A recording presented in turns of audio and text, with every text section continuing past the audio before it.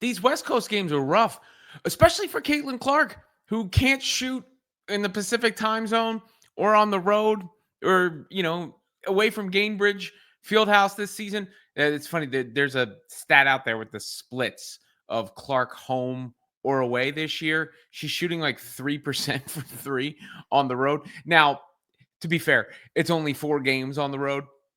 And obviously, 3 of them have coincided with this shooting slump. So it's probably just a coincidence. But she did miss 5, I believe, in a game against the Dream in Atlanta earlier this season. Nonetheless, Caitlyn Clark continues to struggle. One of the worst games of her career, if not the worst game of her career against the Storm. I don't even think she had like the playmaking prowess that she had in the first half against the Aces or the Valkyries. Still wound up with 9 assists, 8 turnovers though, 0 of 6 from 3, 3 of 13 from the floor. And there's going to be a lot of what's wrong with Caitlyn Clark posts and thoughts and sentiments out there. Look, I mean, I hope it's just a shooting slump and there's no injury. A shooting slump is obviously something you can get through. Look at Kelsey Mitchell, for instance, who came into this game shooting like 29% from 3. Her career average is 37, and she got on a heater in this one. And basically, you see her progressing to the mean, if you will, which means one of these games soon, Caitlyn's going to put 12 threes on somebody's head top. We shall see as it develops more this season and they continue rolling on. But the good thing is the Fever get out with the win. Kelsey Mitchell, Aaliyah Boston, elite. Aaliyah Boston has just been tremendous this season. I can't be more impressed with the way that she has played. She is turning into one of the best, if maybe even arguably best center in the league this season. She's just so much faster, quicker, decisive, finishing at the rim. Can't say enough good things about AB. She's also a great passer. There was one play where Clark drew the defense, gave it to AB in the lane, and AB sprayed it out to Lexi Hull in the corner, who hit the 3. And speaking of Lexi Hull, it's that core group of players who carried the Fever in this one. Lexi Hull, man, her energy is tremendous. Like, she's a hooper. I mean this in the most complimentary way possible. What a tremendous role player Lexi Hull is. And she's shooting that thing too. She talked about Caitlyn Clark after the game. I'll play you all the quotes and stuff on the live tomorrow, but that's just so late. She'll be fine. We're not worried about it. Lexi Hull on Caitlyn Clark, and that's the right attitude to have about a shooting slump. Players go through it. It happens. I hear the announcers in all these games like talk about what the defense is doing to Clark. I don't really see that as much as her missing some shots. And then she takes a lot of difficult shots. I think they have to work to get her some easier shots. And this is something that Stephanie White talked about. Like, get her off the ball a little, let her come off the curl and screen, because they're picking her up so far. And that's where her gravity comes into play. It makes things easier. Like, Kelsey Mitchell should be cooking everybody if they're going to guard Clark this way. And she did. I'm giving Kelsey credit, by the way. I'm not taking it away. I'm giving her credit, but she should be. If the defense is going to extend itself out as far as the defenses are against Caitlyn Clark, you got to punish them otherwise. And Kelsey is a natural born scorer who can operate in that area.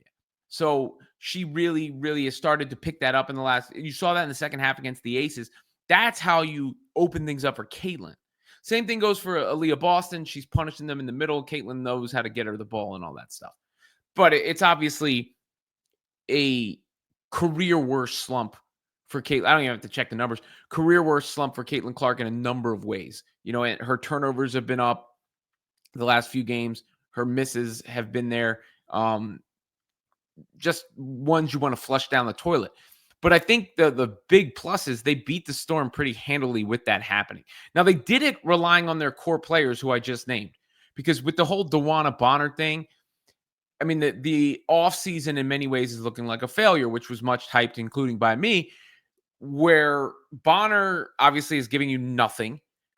Bree Turner basically gives you nothing. Sydney Colson, I thought, did well in this game. I mean, you can't expect too much from her. But Sophie Cunningham missed all her shots again. Also, by the way, in her 18 minutes of play was 0 of 3 from the floor. And then Natasha Howard only played 13 minutes. It's that group that was there already. Boston, Mitchell, Hull, Clark. That's the Fever core four, if you will. The fantastic Fever four, however you want to put it.